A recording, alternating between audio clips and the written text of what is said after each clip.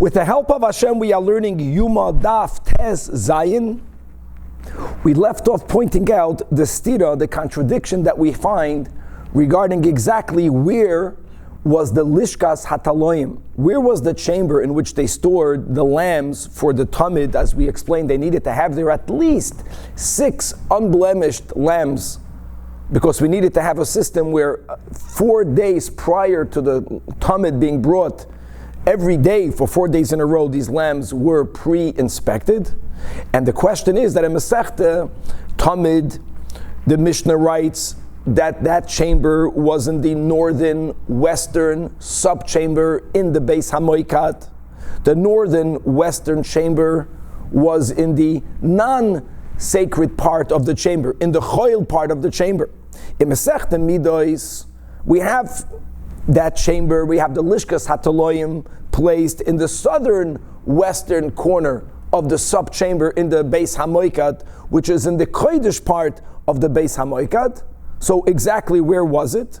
So the solution the Gemara offered, that's where we left off yesterday, was very similar to the solution we had for the stira we had between other Mishnayos that perhaps we mentioned before, that generally there are rules that when you have a Mishnah that's written stam, that's written anonymously, we say that that's authored or that's following the Tana of Rabbi Meir, which is the same thing, almost always the same thing as saying this follows the Tana of Rabbi Akiva. Stam Rav Meir, Meir was a Talmud of Rabbi Akiva.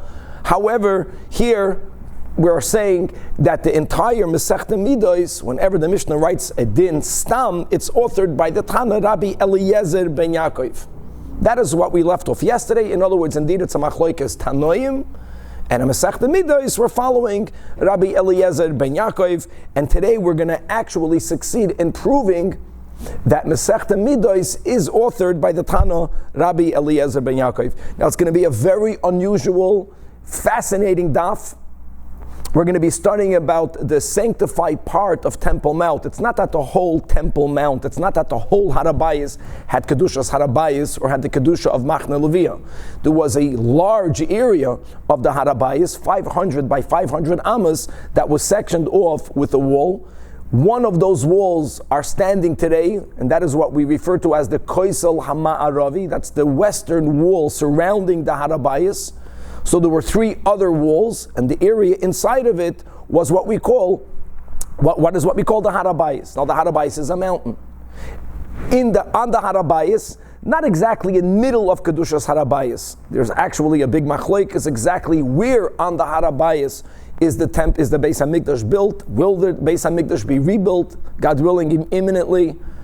But the Beis HaMikdash itself, which was built on a slope, was not sloped. When we walk in the Ezras Nashim and then into the Ezras Anashim and those who were able to enter the Ezras Kahanim, we're not walking on an incline. The Beis HaMikdash was actually graded, if that's the right word, or it was terraced, if that's the right word, which means that they made certain areas flat, and then every now and then, when we walked from one area to the next, we needed to walk up steps. And we're going to go into the details right now as it's written in Masechta Midas. We're going to be chazering many Mishnayos and Midas. Now listen to this. There's one nakuda here. In the very rare occasions, as we also spoke about this on Daf Beis, where we needed to burn a new red heifer, a new paraduma, and the avodah, the shchita, and the burning was dafka done chutz of Yerushalayim on Har HaZeisim, or as it's called in the Mishnah, on Har HaMishcha. But it wasn't done in any place on Mount Olives. It needed to be done in a location where the Kohen was, number one, facing the Heichal, and more importantly, listen to this detail, he needed, while he sprinkled the dam of the slaughtered Para Aduma towards the Heichal, the Kohen needed to look inside the Heichal.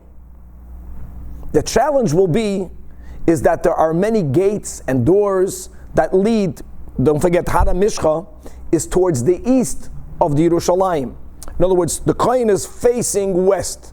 So as he's looking inside the Heichal, his eyesight has to go through the eastern part of the Makom HaMikdash more towards the west until he can see into the gateway, into the entrance of the Heichal. Now there were many doors, there were many gates. Why did it not obstruct his vision? And indeed, it could have. And because of that, as we will learn, they built the eastern wall around Harabayis, not the gateway. The gateway all had the same size. It was 20 amos tall and 10 amos wide. But normally when you have a gateway, on top of the opening, there is a wall. And the walls were built very tall. But we're going to learn a Mishnah that the eastern wall, the opposite side of the Koisel Hamaravi, the Koisel Hamizrachi, the wall itself, right above the gateway, was very short. Because if it would have been built tall, then the kohen would be unable to see into the heichal. Now, we're going to go through the cheshbonos of how tall was the floor of the heichal vis-a-vis the floor of the harabayis. And we will see that this statement, that they needed to make sure that the walls are short, is only according to Rabbi Eliezer ben Yaakov, which will be the raya, which will be the final raya, that Midos was authored by Rabbi Eliezer ben Yaakov. Because if we're not going to follow Rabbi Eliezer ben Yaakov, then as long as the doorway, the gateway of the Koisel HaMizrachi would have been left open, and why would it not be left open, then the Kohen on the Hara Mishcha would not have to look over the wall. He would actually be able to look inside the gateway. The gateway, the top of the gateway of Shara Mizrachi was 20 amos off the ground. According to the Chachamim, the ground level of the Heichel was 19 and a half amos taller than the ground of the Harabayas upon which the wall was built. Which means that you can see from the top half a amma, from inside the gateway, you can see into the floor of the Heichel. And therefore, indeed, l'Chachamim, we would have built the walls above the gateway of Shar HaMizrachi just as tall as all the other walls. Why not? Everything should be consistent. But only according to Rabbi Eliezer ben Yaakov, that will hold, as we will see, that the floor of the Heichel was 20 and a half amos higher than the bottom of the Koisel HaMizrachi of Temple Mount. In other words, you can't see the floor by looking through the gateway. You can only see it when you look over the wall. Indeed, that's why the wall was built relative to the others very short. The gateway was all the same. The gateway was 20 amos tall. But whatever was above it, there was a lintel and that was it. There wasn't a large masonry built above it.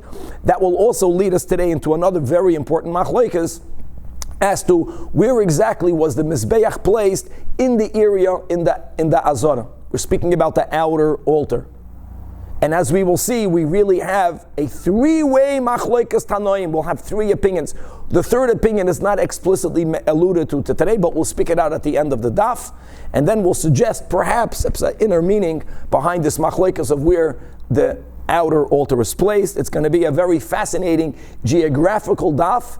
And Hilchas Ela Mashiach, Toidas Geula Mashiach, that's going to be today Yoma Daf Tezayin, all about the Beis Hamikdash. So Chevra, we're going to start 6 lines from the top of the Amid by the Tanan. Baruch atah Adonai Eloheinu melech haolam she'ar kol dvarim.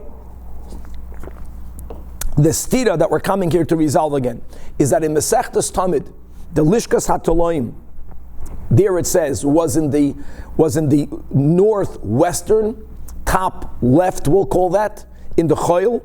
In Masechta Midos, the Lishkas HaToloim was on the same side, it was in the west, but it was in the southern western corner, which happens to be Kodesh.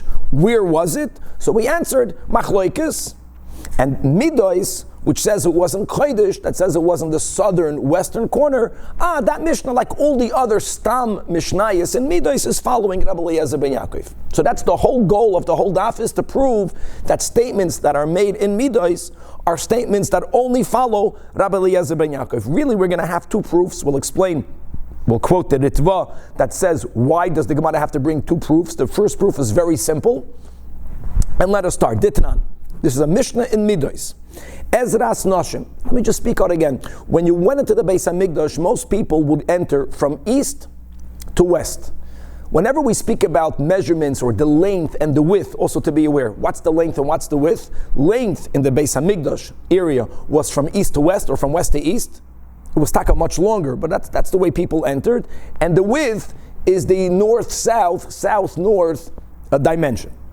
So it says the Mishnah, Ezras Nashim, Hoysa Oirach, the length of the Ezras Nashim from east to west was Meo Ushloishim V'chamesh, was 135 ames. Al Roichav, and the width north-south was exactly the same. Meya u'shloishim v'chamesh, 135 by 135. Ezras Nashim was a square, was a cube. Ezras Nashim, it's very important to know this, did not have the real kedusha of the Azara. Ezras Nashim, Midoy Raisa, had the same kedusha of Harabayis, which was also very holy. It has the kedusha of Machna Leviyah. I like the picture, great.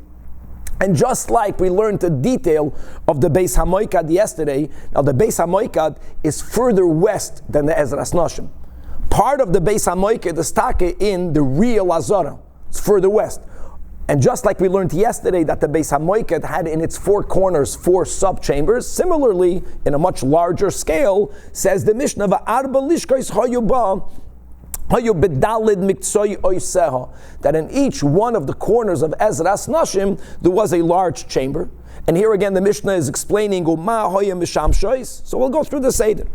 Droimis mizrachis, what we are calling, again, continuing from yesterday, if we're going to put the north in the front, because we're facing the Mizbeach, even though here we're not talking about the Mizbeach at all. So Droimis Mizrachis is going to be the bottom right corner, right? The eastern, southern corner. That was called the chamber of, that's very good. In the picture exactly in the bottom right, that was the Lishkas HaNazirim. Why was it called the chamber of the Nazirim? Shasham Nazirim of Ashlam Eshlemeim, after the Nazir finished his or her days of Nazirus vow. So they had to bring 3 karbanos. One of them was a carbon shlamim. And there was something unique about the shlamim, what the Torah refers to in Parshas Nasi, the zroya b'sheila. It's not neged the ditam right now, but a part of it needed to be cooked.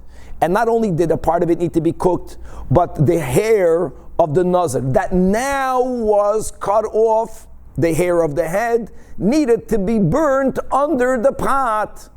And we'll learn pratim in Masechtas Nazir, even though the Torah speaks about it being burnt under the pot of the shlamim. If it was burnt under the other pot of the chatas, even though the chatas is eaten only by the kahanim, it also would be good. But anyways, umegalchen so'aram, that is where they would shave their hair. And umeshalchen tachas adud, they would place or throw the hair under the cauldron, under the large dud pot that would be cooking the zroya b'sheila. And because of that avoida, the whole chamber beared its name, Lishkas HaNazirim.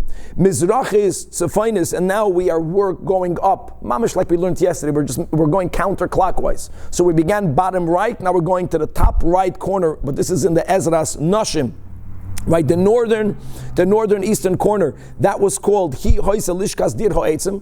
That was the chamber where they would store the wood. And if you remember, right, this whole Gavaldika topic that we had in Shkolim as to one sheet of where the entrance to the secret pathway through which they went to hide the Aron HaKodesh, that was in this chamber. Remember that? That was like the 14th place where people needed to bow down, for those of us who learned Shkolim. And what happened in this storage chamber? It wasn't only that the wood was stored, but furthermore, Shesham Kohanim, that are Bali Mumin and therefore not qualified to do the Avodah proper, but they were allowed to stand there, Umasliim be'etzim, and they would make sure that there are no worms in the unique logs that eventually will put on the Mizbeach. So they would what we call deworm it. Shakol H Yesh Boy Toilas, Pasal Gabe Mizbeach. We have a few details of the Avodah. Chamber number 3, now we're going again, we're turning counterclockwise. So we're walking now, so to say, on the northern section of the Ezras Nashim, and we're going now towards the left, we're going towards the west. So we're going to hit now Tzfainis Marav, is the top left, and that's called Lishkas HaMitzayraim. Why is it called Mishkas HaMitzayraim? It's interesting just to understand why the Mishnah didn't explain, as it did in the others, but Bekitzer, the Mitzayra, on the 8th day, after a lengthy procedure, mamash at the end, the Mitzayra would also bring 3 karbanos. Yeah, whether he's wealthy or poor, that would determine the oil and the chatas, whether it's animal or bird. But regardless, the Mitzayra would always have to bring an animal asham, because we needed to have that blood that would be applied to the center, to the cartilage of the right ear of the Mitzayra, and then to the right thumb, and then to the big toe of the right foot, with all of the pratim that the Mitzayra was like stuck in a catch-22. On one hand, the blood, right, that has kedushas, kachim, may not be taken out from the azara. On the other hand, the Mitzayra may not even enter the azara before he went through the entire kapara. So that was the compromise, that they were not mekadesh, the gateway of the Niknar gate. And as you can notice, if you saw the picture, he's very near the Niknar gate, relatively near the Niknar, because he's already on the western side of the Ezras Nashim.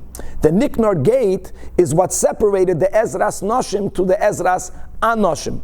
The Niknar gate is the area from when you went, like I mentioned, biblically, the Ezras Nashim only had Kedushas Harabayas. Where did the real Kedushas Hazara begin? By Ezras Anoshim. So the Mitzvah used to stand there and he would only put his ear in, be a b'mitzvah, slav shmabiyah, that whole topic, which is not neged, the Mishnah doesn't even touch it. But that was called the chamber of the Mitzvah. And by the way, there was a mikveh in there. Another detail, that even though the Mitzvah obviously needed to go to the mikveh on the seventh day, but here, right before the dam of the carbon asham and then the oil, remember the extra loik Hashem would be applied to his body parts, he would again go to the mikveh. And the fourth chamber, says the Mishnah, ma'arav is the raimis, what we are calling now the bottom left, right, the southern western corner. So Amar Rabbi Eliezer ben Yaakov, shachachti ma'hois, I forgot what was there. Now let me ask you a question. If the author of this Mishnah is not Rabbi Eliezer ben Yaakov, it's anyone other than him, Rabbeinu HaKadosh, and it's Stam Rav Meir, Stam any other Tana, and Rabbi Eliezer ben Yaakov doesn't know what was there, where would you find, imagine, Rebbe's writing that Rabbi Eliezer ben Yaakov didn't know what was there. Well, if he didn't know, so why don't you ask Rabbi Yossi? Obviously, Rabbi Yossi also didn't know, right? Rabbi Lazar also. So why are you quoting someone saying they don't know? You quote someone that knows. And indeed, Abu Shaul knew. And we quote him. So the Mishnah should have written, Marav is the Raimis, Abu Shaul Oimer, which is what he knew. And let's keep on reading, that Ba Hoyanoistim Yain V'Shemen. That was the chamber where they stored the wine and the oil, and they actually called it Lishkas Beish Sham Nayo, the Lishka of the oil. Interesting that they chose oil over wine for whatever reason. So what's the Raya? That says Rashi, Muzman Zogan, the only way to explain it is Tam Mishnah Midas is Rabbi Eliezer ben Yaakov. So it's him speaking. So if we're quoting him, he said, I don't remember. Which is why we needed an Abu Shaul. If it would not be him speaking, then why would we say that Rabbi Eliezer ben Yaakov said, I forgot? Now this is really a raya. The only thing is that this is a Stam Mishnah that's not siding with the Machloikis. Because there isn't a Machloikis, and even if there is a Machloikis, Rabbi Eliezer ben Yaakov says, I don't know. What we are looking for, a greater raya, is that if a Mishnah Stam Mishnah Midas makes a statement, and that statement is subject to a Machloikis, as we'll have soon regarding the height of the wall, of the eastern wall, and the Mishnah doesn't quote the Machloikis. The Mishnah doesn't say, Divrei Rabbi Eliezer ben Yaakov v'chachamim. It says Stam. That is Stam Mishnah's only Rabbi Eliezer ben Yaakov. This is not good enough of a proof. It's a proof that a Mishnah that's not speaking about a topic that is of a debate is Rabbi Eliezer ben Yaakov, Yechap, but that's why the Ritva explains the Gemara wants to bring another raya. But this is a great proof. This Mishnah must have been authored by him. Now, even though it was authored by him, since the Mishnah does not quote his name, the Mishnah cannot say, let's like, Oimer ani shochachti. The Mishnah says, now we have to say, I forgot, and Abu Shaul was the one that reminded us. But the beginning must have been him as well. But now, continues the Gemara, second to last narrow line, Hachinami mistabro. Like the Ritva adds, even when there is a Stam Mishnah Midas that quotes a din without even quoting both sides, and it doesn't quote the author of this din, that will be Rabbi Eliezer ben Yaakov. I'll prove it to you from another case. Hachinami mistabro, Rabbi Eliezer ben Yaakov, even by a Machloikis, ditnan. Gewaldik. And here we start. All of the walls that surrounded the Beis HaMikdash, all of the walls that were inside the Beis HaMikdash, aside of the dimensions of the gateway, which means of the inner opening, and as we learned, aside of the ulam that was double of everything. Remember that, Chevra? Remember that was the beginning of Eruvin. The ulam was double as big. That was the whole height. But all of the other gateways were 20 tall, and 10 wide, and we're going to focus on the height now. There were 20 amos tall. But again, 20 amos tall is the door, the gateway. But on top of it, you don't only have a lintel. On top of it, you can have a large masonry, vited building. So that's what the Mishnah is saying, that all of them were very tall. Not that the gateway was tall. The gateway was consistent. But the stones, the masonry, the wall, whatever it was made out of that was on top of the opening was very tall. Chutz mikaisel mizrachi, aside of the eastern wall. We're speaking here about the walls surrounding Harabayis, that it was purposefully left very short. There was an inconsistency, but there has to be a reason for that. And what's the reason? The kohen that is burning the paraduma. And as we mentioned, he is standing oimed bahar hamishcha. But as the Torah says that he sprinkles the dam keneged the heichal. Really, there are two details of that din. It's not only where his body should be faced. It's not only that he's sprinkling it towards the heichal. We understand from Sukkim that he also has to see inside the heichal. Now we have to figure out how that worked. Umechuvin, or let's see what the Bach says. Mistama umechavin. Umischavin. Veroya keneged pischoy shel heichal b'shas hazoas hadam. He must see into the heichal. And now, how does that answer? How does that answer? Just because he has to see into the heichal? So, like we mentioned, that the whole mountain became terraced. I think that's the better word. But as you go up, the floor becomes higher and higher. And therefore, as we'll see, this is a Stam Mishnah. The Mishnah that we just quoted doesn't say Rabbi Eliezer ben Yaakov. It says Stam. It says that the wall needed to be short to be able to see over it. The question will be, why do you have to look over it, since the gateway during the Shchitas HaParah would be opened? Then, as we'll prove, according to the opinions of the Chachamim, not Rabbi Eliezer ben Yaakov, looking into the highest part of the gateway, the top half am of the gateway, that will allow the kohen on Har HaMishcha to see at least into the ground of the heichal.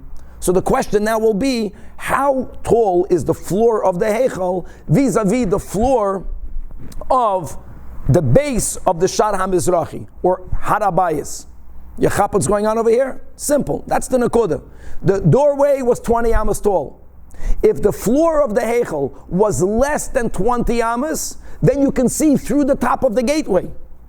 It's only if the ground of the heichal is above 20 amas, and that's only the sheet of Rabbi Eliezer ben Yaakov, that will justify building the masonry over, or part of the top of Shar HaMizrachi very short, because you have to look over it. And now let's go. Vitnan, the end of the second wide line. Kol hapsachim shoyasham. And Vitnan. Now let's go through the height when you're walking into the Beis Hamikdash from the eastern entrance, which is the main way to enter. Let's understand what happened. So first, when you entered, there was a large area which had Kedushas Harabayis that went up into the first structure that you met was the Soireg. And by the way, going back to Shkolim, we mentioned the Soireg, the two opinions, where did they bow down? Either it was, remember, the 13 Sha'arim, and then the other Shita says that the Chashmonaim, they breached the Soireg. The Soireg was a very short, beautiful, wooden lattice fence. And that was placed before you would come to the Ezras Nashim. And we're going to have exactly measurements. Now there's a whole debate. Why was it placed there? It's not Negeir right now. We know that from the Soireg until you entered, the next structure would be the Ezras Nashim. That area is called the Chayil.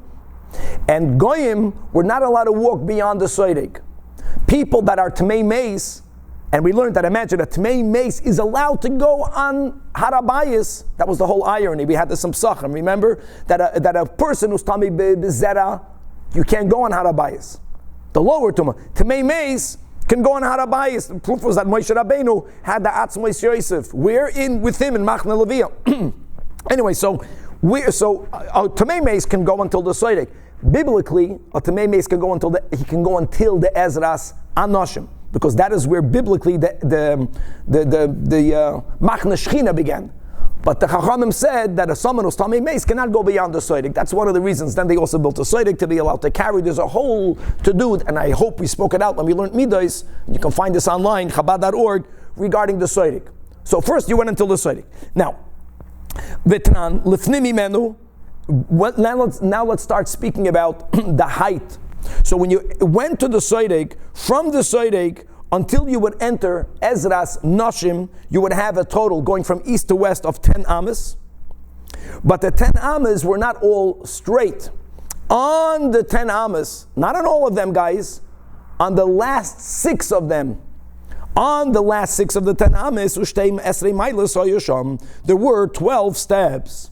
Now, Roy Maila, the height of each step, like we mentioned, everything was terraced. So when you walked into Shara Mizrahi, this is the first time you are starting to walk up.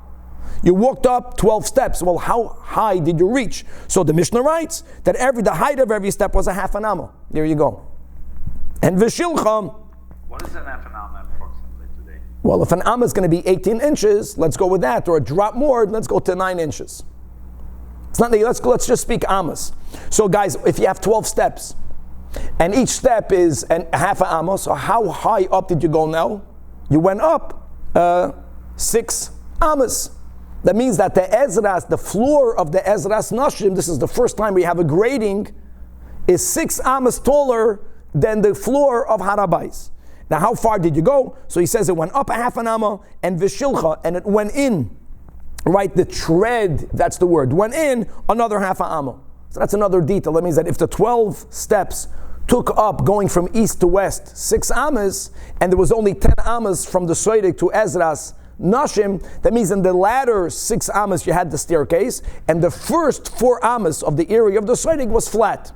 But now what we know now is that the ground of the Ezras Nashim is 6 ammas higher than the ground of Harabais. Let's go weiter. Now you go from the Ezras Nashim, which we mentioned is 135 amas. It's a nice piece of land. You went into the Ezras Anashim, and Taka you went through the Shad Niknar. But there was another staircase. V'tezvav mailas oilas mitoicha. There were now, you have 15 steps that go from the Ezras Nashim into the Ezras Anashim. Hayoridois me Ezras Yisrael Ezras Nashim. Okay, let's call it Ezras Yisrael. So guys, again, the height of the steps were the same, which is Roy Maila, the height of every step was a half an amma. And Vishilcha Chatzi amma. So Rabbi Chaim is here to help with the math. So we have 7.5 ammas tall. 7.5 and 6 is 13.5 ammas. In other words, Atkan, the floor of the real Azara, right? What we're calling here Ezras Yisrael, the floor was 13.5 ammas higher than the floor of the Harabayas. We're not done yet. Now Vitnan. Now when you went again, it was graded. It was terraced. So when you're walking, as we'll see in Ahmed Beis, there was 11 ammas of Ezras Yisrael. The next 11 ammas was Ezras Kohanim. And that is until the Mizbeach. And then he says, between the Ulam and the Mizbeach, you have 22 ammas. We're going into the next staircase. And on these 22 ammas, towards the end of the 22 ammas, you have another 12 steps. Chevra, what are we up to? That's another 6 ammas tall. Room Maila, again, the height of every step was a half an amma, and again, Vishilcha Chatzi amma. So where are we up to, my friends? So now if we were up to 13.5, and add the final staircase, which gives you another 6 ammas, that's 19.5 ammas. And now you are up to the height of the floor of the Ulam and the Heichal. In other words, the ground, the base of the Ulam and the Heichal, of the temple proper, was 19.5 ammas taller than the ground upon which the Koisel HaMizrachi was built. 19.5 ammas. So this is all building up to the question. Why did they have to shorten the masonry on top of the gateway? Leave the gateway open as it was opened. The gateway is 20 ammas tall. That means in the top half a amma of the gateway, if you would look, you have to have good vision, which the Kohen had. He would see into the ulam. He would not see into the ulam, into the heichal. He would not see into the, into the height of it, but he would at least see into the ground of it, which is good enough. Rabbi, I think it's 20.5 ammas, not 19.5. No, you'll cheshbon. So you have 6. So I'll tell you, Shlomo, like this: 6. What we mentioned was 6, 7.5, and 6. That's what we had. The first staircase was 6. The next staircase was 7.5. That's 13.5. And then we have another 6. That's all. Not yet. This is the Chachamim. So all of this is really Akasha. What's Danny shaking his head? He's jumping to Rebbe Eliezer. I know, Beseder. Okay, make the cheshbon. However, now this will explain it. We know from another place that Rebbe Eliezer ben Yaakov is the only Tana that added another Amma, which would really answer our question. And V'tanan Eliezer ben Yaakov Omer, that Milo Hoysasham, in between Ezras Yisrael. Okay, let's stop calling it Ezras Anoshim. I'm sorry about that. In between Ezras Yisrael and Ezras Kohanim, 11 Amas, total of 22. But in between that, there was another step. And by the way, this step was not the usual half a amma, a Mishnah. He held it was 1 amma tall. V'givaya amma, not with details, that the Duchan Nosen Olel, there was a platform leading up, there was a platform on it. Uboy, leading up to the platform, there were 3 extra steps, each one of a half a amma. Now we're not even counting in this whole platform, but we're focusing now that the ground itself was 1 amma taller. So Rabbi Eliezer ben Yaakov was the one that added an amma. According to Rabbi Eliezer ben Yaakov, the floor of the ulam and the heichel, they were on the same level. They were 20.5 ammas above the floor of the harabayis, above the floor of the Kaisel Mizrahi. Now it works. So as the Gemara, that's my second proof. And this is again a topic that is subject to a machlokes. That when there's a stam, an anonymous Mishnah in Masechta Midos, even though Rabbeinu HaKadosh didn't write who is the author of the opinion. But the rule is, like we are trying to say, and indeed it will stand, Rabbi Eliezer ben Yaakov, now it makes sense. The first Mishnah that we learned right over here in the second in the last narrow line, the Mishnah that we quoted above. That what? That Hainu, the Ikasi lay Pischa, that the entire gateway, as we mentioned, is 20 amos tall. So if you're going to look through the gateway, you won't be able to see into even the ground, the lowest part of the Heichel and the Azara. So the only way to look inside it is to look above the wall. If you have to look above the wall, then you make sure that the height of the wall is substantially short. You have to have a lintel, but that's it.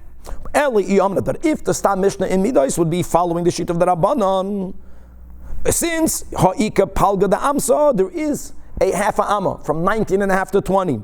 The Mischaze Le Pischa Bigavei, that even if you don't look over the Shara Mizrahi, if you look inside through the gateway, the top half a amma will allow you to see inside the Heichel. So why would they have to build the wall of the Shara Mizrahi short? Be consistent. So Vaited Elalav Shmamina, that Stam Mishnayis in Midos is Rabbi Eliezer ben Yaakov. That's the second proof, even when there was a machlokes. Now we're going to have an attempted pushback, which will be refuted. And to appreciate the attempted pushback, let's now add another piece to the puzzle, which is gavaldik, that there is a mizbeach achitzoin. And now there's going to be a stamach klotz kasha. How can you see, according to the chachamim, into the floor when there is a mizbeach that's going to be blocking that? Now, will the mizbeach be blocking that? Exactly where was the mizbeach built?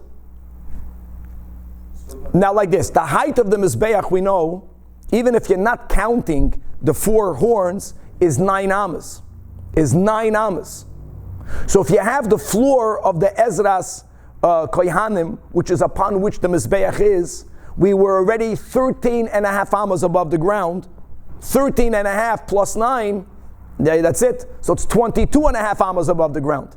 That means that the Kohen cannot look over it to see the floor of the Heichel. That for sure cannot happen. The only question will be exactly when you're looking at the north-south dimension, where was the Mizbeach placed? Was there one side of the Mizbeach that was not mamish blocking the entrance to the Heichel? So says the Gemara, let's go. Maybe Rav Ada Barahava Omar Rav says that maybe Stam Mishnayis and Midos does not follow Rabbi Eliezer ben Yaakov. It follows the Chachamim. Yes, you're right. If not for the Mizbeach, the floor of the Heichel is only 19.5 amas. You would theoretically be able to look through the doorway. You don't have to look over it. But you know why you can't look through it? Because there's a Mizbeach blocking. Ein Bereda. Maybe Stam Mishnah in Midrash follows the Tana of Rabbi Yehuda regarding where the Mizbeach was placed. And let's go. The Tanya Rabbi Yehuda Omer, the last line in the Amid, HaMizbeach, according to Rabbi Yehuda, was exactly Memutza v'Omed be'emsa Azorim. And we're going to get through many numbers soon. That when you're looking at the place of the Azorim, which is what we also will call now the Ezras Kohanim, if you're looking south to north, that's what we're saying. Just, the Pnei HaMizbeach, from south to north, the Mizbeach was placed mamis in the center, which means like this. Rabbi Yehuda specifies. We know that the bottom of the Mizbeach, not the top, the bottom of the Mizbeach was 32 amas by 32 amas. Now, Chevra Be'emes, it's not Negea right here. It wasn't exactly 32 by 32, because since there wasn't a Yesoid entirely on the east, nor entirely on the south, so the Yesoid was 1 amma wide. But let's make believe there was a Yesoid, or in those corners, there are corners, like we mentioned, even according to Shitas Rashi, in the northeastern corner, in the southwestern corner, there is an amma, at least an amma going into all of the directions, 32 by 32. Okay, the width, turning to Daf Tezayim. We're only focusing now on the width. Daf Tezayim Amud Beis. Now, Eser Amois Keneged Pischoy Shel Heichel. Rabbi Yehuda is describing how the Mizbeach was mamish placed in the center of. The 10 middle amas of the Mizbeach was facing exactly the opening of the Heichel. The opening of the Heichel was how wide? Not the Olam. Like we mentioned above, all of the doorways of the Beis HaMikdash, not only of the Temple Mount, but all of them aside of the Ulam, was 10 amas wide. And the Kohen has to look inside, not only the antechamber, he has to look inside the Heichel. So the door of the Heichel was 10 amas. It was mamish aligned to it. Now, if you gave the cheshbon of the 10 amas of the Mizbeach, how many amas do you have left if you have 32 amas? So now you have 22 amas left. But it was in the center. 11 of those 22 was towards the north, and 11 was towards the south. Yud Aleph Amal Tzafin, the Yud Aleph Amal Darim. That's 22. And another interesting detail, that if you were to, again, we learned all this in Midrash, and God willing we'll learn it again in Midrash, that the walls of the Beis HaMikdash were very thick. Aside of the Heichal itself having an opening, which is Gavaldik of 10 amas, the walls, the thickness of the walls on each side, says the Mishnah, V'nimtza Mizbeach mechuven keneged Heichal v'koislav. Wow. And like Rashi writes, in other words, that is 10, the walls are 6 amas thick, the walls are 6 amas thick on each side, and therefore a 6 and 6 has to 11. So his point is that it not only blocked the entrance to the Heichal, but it also, so to say, was blocking, or was mechuven keneged the thickness of the walls. All's good and fine. The bottom line is that Rabbi Yehuda holds that the Mizbeach was placed in the center. And all of this is challenging the Raya that Stam Mishnah's Rabbi Eliezer ben Yaakov, as the Gemara explains. That Ve'i Salka Daitoch. 1 second. So we'll stop over here. The Gemara doesn't have to explain it. It's self-understood. Maybe the Mishnah follows Rabbi Yehuda. The floor of the Heichal, my friends, is only 19 and a half amas above the ground of the Harabayas. The reason why they needed to build the wall short is because you were unable to see the floor through the doorway, because the Mizbeach is blocking it. This is important. And again, the floor is going to be only 13 and a half amas. No, add the 9 amas of the height of the Mizbeach. Add the 9 amas. That's it. You can't see it. It's more than 20 amas. Counters the Gemara, no, I'm coming back to my proof. The Mishnah has to follow Rabbi Eliezer ben Yaakov. Leave that picture up. I like that picture, because it says the Gemara, it can't be. That Midrash follows the Tana Rabbi Yehuda. Mizbeach be'emtza azora mi mishkachas lei. I'm going to show you another Stam Mishnah in Midrash without an author that does not subscribe to the Shita that we just quoted, that the Mizbeach was exactly in middle, when you're looking north-south, in middle of that area. It was not in the middle.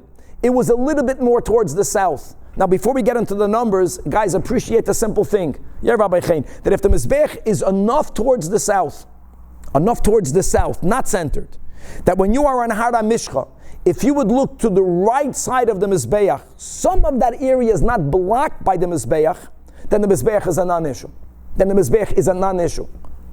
And therefore we're back to the proof that indeed we'll see Midos doesn't hold Stam Mishnah, doesn't hold that the Mizbeach was in the center. The Mizbeach was more towards the south. If not for the issue of the height of the floor, according to the Chachamim, that the entrance to the Heichel, to the Ulam, to the Heichel was only 19 and a half amas above the height of Harabayis, then the Kohen that is sprinkling the Dam Pada will be able to look through the doorway. It has to be Rabbi Eliezer ben Yaakov. Now we're going to show you a Mishnah that clearly states that the location of the Mizbeach was not in the center going from south to north. Vehatanan, a Mishnah in Midos. Now we're going on, giving you the dimensions of the Azara proper. As we mentioned that the Ezras Nashim is not considered part of the Azara. Kol Azara beginning, guys, we're going now west, we're going east to west, length, east to west. We're beginning now with Ezras Yisrael. Right, we already spoke about the Ezras Nashim, 135 by 135. Now we'll go weiter. Kol Azara, and it went, the Azara went not only from the beginning of Ezras Yisrael, but it didn't end by the end of the building. As we'll see in a moment, that towards the west of the building itself, there was another 11 amas until you hit the western walls of the Azara, which is not the Koisel Amaravi. Koisel Amaravi is the western wall of Harabayis. But there was a western wall at the western side of the building proper, and in there we were still in the Kedusha of the Azara. That's what we're cheshboning. So Kol Azara Hoisa Oirach Meo Shmoinim V'Sheva was 187 amas long, east to west, or west to east, but we're going to go from east to west. Al Roichav, and what was the width? South-north, north-south, it was 135. This was exactly the same as Ezras Nashim. And now the Mishnah is giving you the specifics. How do we get to the number 187? So let's begin. Where does it begin? Where does Ezras Yisrael begin in what we are calling Ezras Yisrael? How long, east to west, was Ezras Yisrael? Makam Dris Ragli Yisrael is Yud Aleph Amma. That goes into Ezras Kohanim. Now this is irrelevant whether there was an Amma step or not. We're not even going, it's not Negeir now. We're not going into the height now. We're only speaking about the length. The Ezras Yisrael went directly into the Ezras Kohanim. How long was the Ezras Kohanim? Yud Aleph Amma. How many Ammas are we up to, my friends? 11 is 22. Now, what came right afterwards? We're looking at the length, east-west, Mizbeach, just like we spoke before. True, that north-south, 22 on the ground. Same thing, east-west. The length was also 32. So my friends, 32 and 22 is how much? I got Rabbi Chaim with me, I'm cheating. That's 54. Okay, let's go weiter. Bein Ulam Mizbeach was another 22. How much is 54 and 22? Where are we up to, guys? 76. Okay, now we are entering the building proper. Now the building proper, the Heichel itself, from one end to the other, from east to west, is 100. So now we are already covering the space of 176. And now, like I mentioned, when you would go to the other side of the building, right behind the wall behind the Kodesh Kachim, even though, like we just mentioned, the walls were thick, and remember the room called the Taf Aleph, there were little chambers inside the walls. All of that is part of the 100. The 100 goes from the building to the outside of the building on the western side. Now, when you come to the other side of the building, you're not on Harabayis. You have another 11 amas, Here we're calling the Kodesh HaKachim, the house that has the cover. Amazing. So that's the 187. Atkan Vaiter. Now we're going to go and specify the dimensions from north-south. Min Adorim Litzaf, and we're going from south, I take from south to north. All following, at least we're being consistent that we're placing the north in the front because we're facing the Mizbeach. The total was Meo Shloishim V'Chamish. Now the way the Mishnah goes about it is very unusual, because if you're counting the numbers from south to north, there was an empty space going into the ramp. You would first tell you how much that space was. The Mishnah doesn't. The Mishnah begins from the ramp. We don't yet know how much ground space was there from the southernmost wall in the Azara until the ramp. We're going to extrapolate it soon. So the Mishnah begins. The kevesh and the mizbeach together were 62 amas. People jump. They say, no. The mizbeach we said is 32. We also had, here in Yoma, we already read the Rashi, right? That the ramp itself was also 32. Once 32 and 32 is 64, not 62. The answer is that there was a 2 amma overlap. Because the kevesh, the ramp went over the Yisoid, even though there was no physical Yisoid, but it went over the area of the Yisoid. Then when you go up the Mizbeach, as we learned in Shkalim, there were 2 times that the Mizbeach got narrower. First is above the first amma off the ground. The Yisoid was 1 amma tall and 1 amma in. Then you had the Soivev, right, the ledge upon which Kahanim were able to walk around the Mizbeach. That's already, the Yisoivev was 6 ammas above the ground. But that also went in. So the kevesh went over the yisoid, the kevesh went over the soivev. That's 2 ammas of overlap. So therefore, bottom line is that if you were to measure the floor from the beginning of the ramp, going from south to north until the end, the northernmost part of the mizbeach, you would have 62 ammas. Now let's go weiter. They used to have slaughtering rings. How much space did you have in between it? Is 8 ammas. So 62 and 8, where are we up to? And let's go fight it. And the place of the rings themselves was 24. So 62 and 8 and 24 is 94. 94 ammas. From these slaughtering rings until the tables. How much do you have? You have another 4 ammas. So 94 and 4, my friend, is how much? 98. Now here, Rabbeinu HaKadosh keeps us on our toes. There is another 4 ammas that he does not mention. Why doesn't he not mention? Because as the commentators say, because that's a explicit verse, a befedish pasuk in Yecheskel, that the place of the shulchanos themselves took up 4 ammas. So he doesn't even mention it. But we know, because you see, he doesn't speak about the Makam HaShulchanos. He only begins from the area of the shulchanos further north. So really, we're up to 98, but we have to add 4 ammas. We're up to 102. Now, from the shulchanos until the nanasim, until the dwarf pillars, the midget pillars, was another 4. So 102 and 4 is 106. Here again, Rabbeinu HaKadosh doesn't mention how much space did these pillars take up, but we know it was 4. Okay. So where are we up to? We are up to 112. We are up to, 106. Let's keep the Makam Hananasim for a second. Let's keep that open. We're up to 106.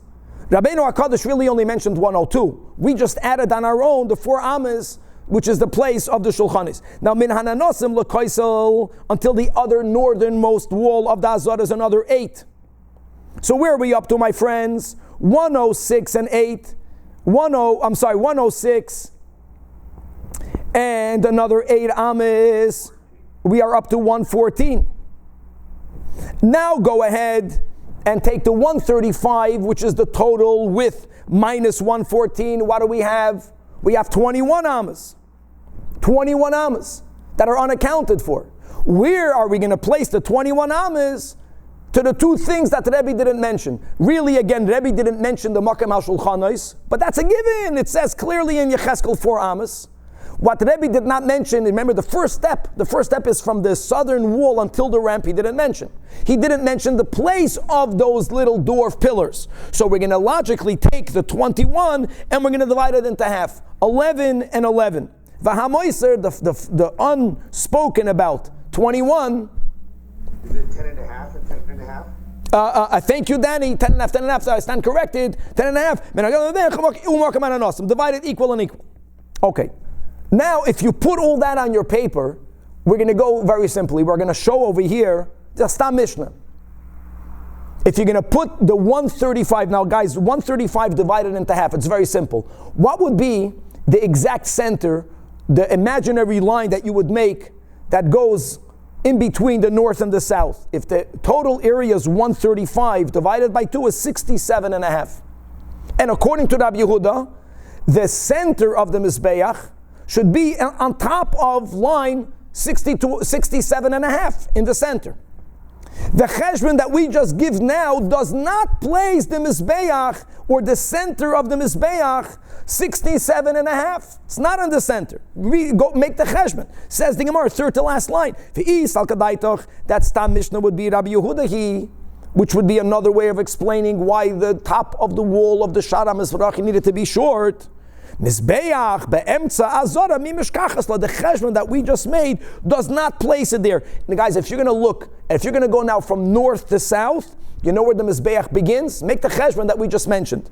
And that's again, that Danny, thank you for the 10.5. If you're going to give the 10.5 to the Makam Hananosim, you will see that the northern part of the Mizbeach, that's not the wrong picture, the northern wall of the Mizbeach was how far away from the northern wall of the Azara, my friends?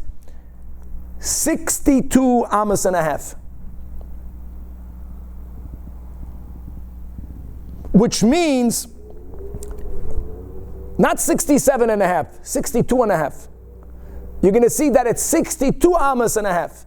There is an additional 5 amos in the north that's open.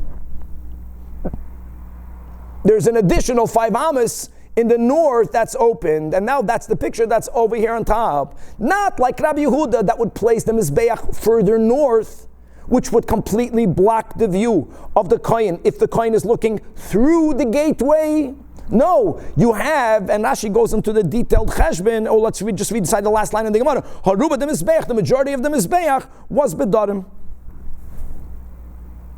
5 amos off center, towards the south. 5 extra amos opened in the north. Now really, like Rashi points out a couple of Gavalika details, that those 5 amos, don't forget that the kohen was not looking at the ground of the Mizbeach, and the ground of the Mizbeach was 32 by 32. As we just mentioned, once you start going up the Mizbeach, right, the ground of the Ezra's Kohanim was 13.5 amos above the Harabayas. When did the Mizbeach become skinnier again? When you went up the first Amma, it went in from all sides an Amma. Then when you went up a total 6 amos off the ground, that is where you had the soiviv. By the ledge, the Mizbeach went in another Amma. Now 6 amos, which is the height of the soiviv, 6 amos plus 13.5 amos is again 19.5 amos.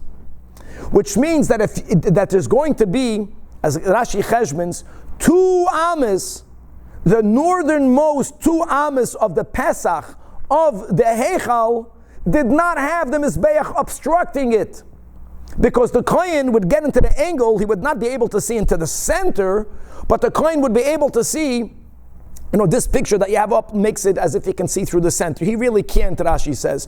The real picture would be that the Mizbeach, if you take into account the Yisoid and the Soiviv, he would still be obstructed. But since we discounted, he would be able to see right over the Soiviv, inside the floor, if the Mishnah in Midrash would follow the sheet of the Chachamim, that the total of the floor of the Heichel was only 19.5 amos above the ground. And therefore we're back to the proof. And what is the proof? Ella daf yud zayin, ella lav shmamino, that Stam Mishnah in Midrash is Rabbi Eliezer ben Yaakov. Now Rabbi Eliezer ben Yaakov certainly does not subscribe to the Shita of Rabbi Yehuda. Actually, based on what we learned, Stam Mishnah in Midrash is Rabbi Eliezer ben Yaakov. The numbers that we gave, like we mentioned, places the Mizbeach 62.5 amos away from the north, not 67.5. In other words, it places it towards this 5 amos more towards the south than towards the north. It's off center. Actually, what we need to know is that Rabbi Eliezer ben Yaakov, whose shita will be brought down on Daf Lamed Zayin, actually holds a third shita. And that third shita is that was the picture that someone put up before, that the entire Mizbeach, even the northernmost part of the Mizbeach, even the northernmost part of the Mizbeach was in the southern half of the area of the Azara. The northernmost part of the Mizbeach did not go beyond 67.5 amos from the southern wall of the Azara. Even more. So really there's 3 shitas. Rabbi Yehuda, that the Mizbeach was mamish in the center. We have the Stam Mishnah that we had here on Amud Beis, Tazayin Amud Beis, that places the Mizbeach 5 amos towards the south. 5 amos towards the south. We have really Rabbi Eliezer ben Yaakov that places the Mizbeach even more towards the south. None of the Mizbeach was in the tzafin of the Azara. Be that as it may, the only explanation why they needed to build the wall of the Shar HaMizrachi of Harabayis, the wall above the gateway, low, that's the picture according to the Eliezer ben Yaakov, was only because the floor of the Azara, or the floor of the Heichal, and the Ulam floor of the Heichal was 20 and a half amas above the ground. Stam Mishnah Eliezer ben Yaakov. Now I would like to just give a concept. I didn't read it anywhere. If it's not written, then it's stam an illusion. But to me, always, if you look at a picture of the Beis Hamikdash, it looks like the Tefillin Shel Rosh. It always gave that impression to me. I know it's on the side. Mamash looks like a pair of tefillin. And if you look, the picture that we had before with the not only the proper heichal, but on the side little chambers as we have in Midos, it's almost like the compartments of the parshiyos. Now, you look at the Mizbeach. Look at the Mizbeach with the ramp. To me, it looks like the Tefillin Shel Yad. Rabbi. Let me just finish this concept. That if I'm right by saying that there's some sort of link between the Tefillin Shel Rosh and Tefillin Shel Yad with the building of the Heichal and the Ulam, and the Tefillin Shel Yad with the ramp, so this is a very meaningful machloikas about, are they centered or are they off-centered? Again, it looks like a pair of tefillin a little bit, like a box. And what's the whole avoid of tefillin? The whole avoid of tefillin is that we should center or we should align. That's what we have, the kavanah that we have to have. That we have to be meshabed, the lave to the moyach. That most of us, unless a person is a tzaddik, their heart is not aligned with their head. And maybe these shitas of how off-center was the tefillin shel yad signifies the koyach of tefillin. That even if you are completely off-centered, when you're buying the tefillin, this empowers the person who's the farthest off to realign oneself, and then to be meshabed, now the leif to the moyach, and the moyach has a much easier job to be meshabed itself to God Almighty. God willing, to be continued. Yes,